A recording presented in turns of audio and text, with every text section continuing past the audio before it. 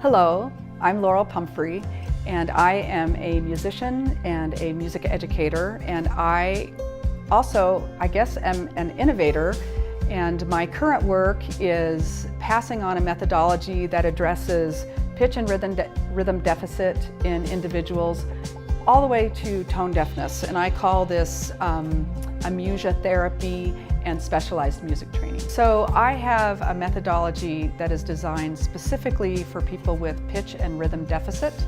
It's like a therapeutic method of training that deficit out of a person to bring them to musical function. So I have a degree in music education from Idaho State University. And when I did my student teaching, I was surprised to learn that by the age of junior high, we start weeding out students that don't come into those musical environments with high skills. So I was a little bothered by that right from the start as an educator. And I took a K through 12 music job, and over the course of 2 years, I had this result in my classroom that I found really surprising, that by the end of that 2 years, every single child in my elementary classroom had slipped into tune. Even those kids with like really loud, boisterous voices that were wildly out of tune. This change happened over the course of time. I hadn't heard that that was possible. I hadn't had any training that taught me about that. And so that's really where I started. And then I began, I went from that job to opening a voice studio here in Old Town. And right off the bat, I started getting students in my studio that struggled with that issue. And I thought, okay, this is possible. I know this is possible. I saw this happen. And so that was 20 years ago. And I've been working on this methodology for 20 years. As far as I know, I'm the only therapeutic method at this point that exists for this specific issue. The technical term for having musical deficit is called amusia, and there are scientists that have been studying this. And the intense study of amusia started about the same time that I started looking for an answer in a pragmatic way of helping individuals, bringing them from non-function to function, where scientists have been studying what is this thing, how is this working in the brain. So I know that there are some people who use a few aspects of similar things that I figured out, but differently. And I do not know of anything like this yet in the world. And then I learned, as a musician, we think hearing the tone, producing the tone.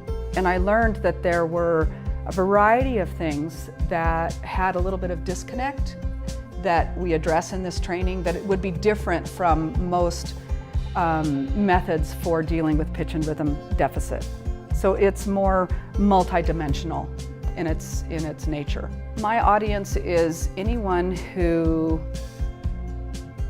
has a lack of confidence around their music making skills. So it's for anybody who, say, loves to sing karaoke, but they're always just a little off.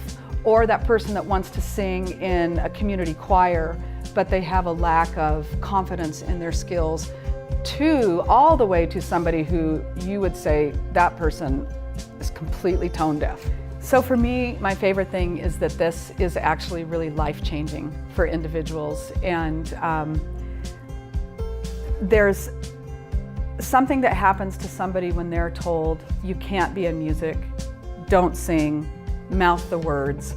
And because of the nature of my work, I've heard so many stories and of how that affects people and how that makes people feel. And I kind of see it as, if you have somebody who is late to walking, we're not going to tell that person, well, you're going to be a crawler your whole life.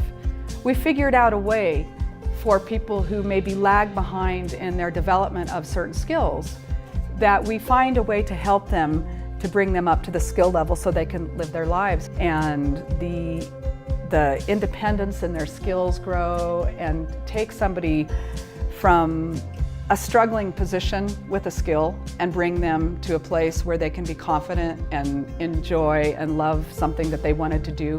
I just love that part of it. You know, for somebody who's completely tone deaf, this can be like a 2-3 year process, and possibly longer depending on how much they engage with the material outside of classes. So it's very individual.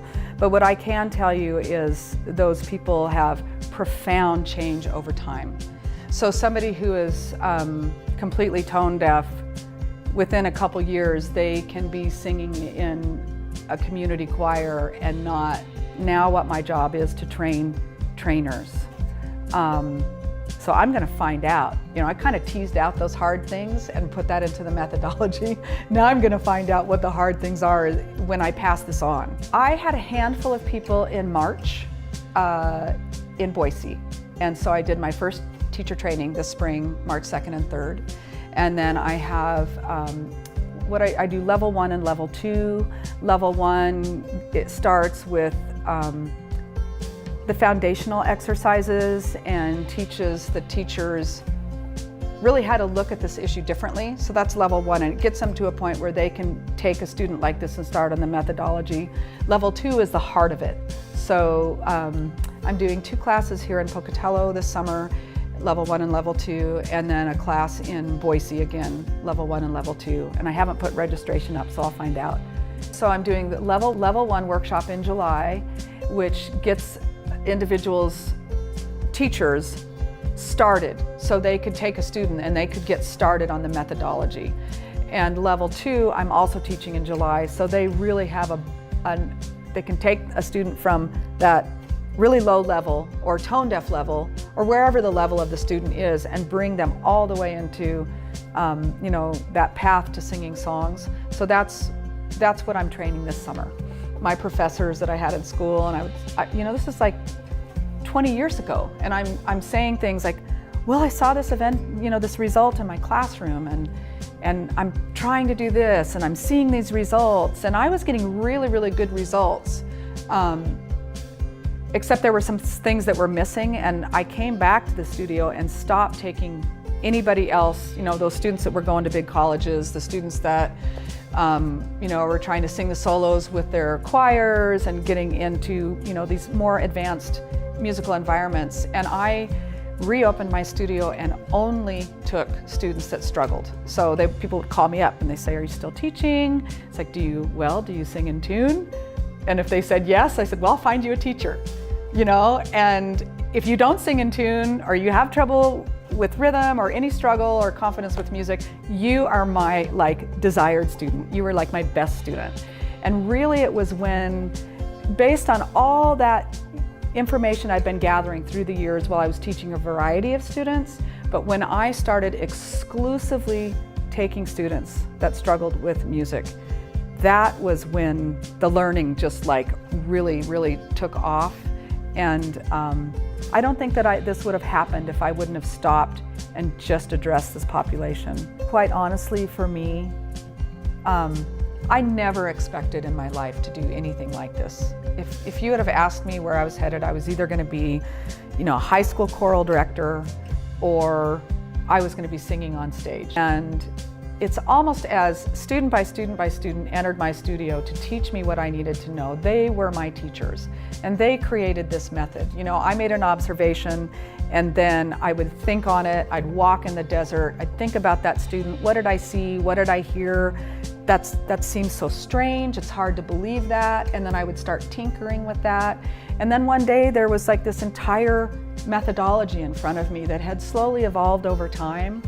And my greatest reward for that would be for students outside of me, you know, in the hands of teachers down the line, to help these individuals that really want to be able to do this, but they don't have an avenue. You know, so that would be the greatest reward for me. And that's why I'm doing the workshops. That's why I'm doing the teacher trainings.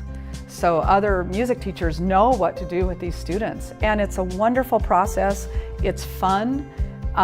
It's lighthearted. It builds confidence. It just takes all the judgment and the discomfort and all of those kind of things that these students can feel in musical environment, it just strips that all away, reaches right to their level, and then you just slowly build these skills. And it's so incredible. And some of the teachers that came to my March workshop have been giving me feedback, and they're saying things like, this is life-changing. I've never had the tools before I put a Band-Aid on this issue. Now I can reach the student.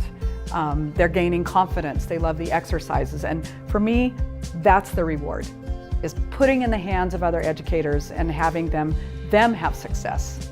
So that's kind of my new passion.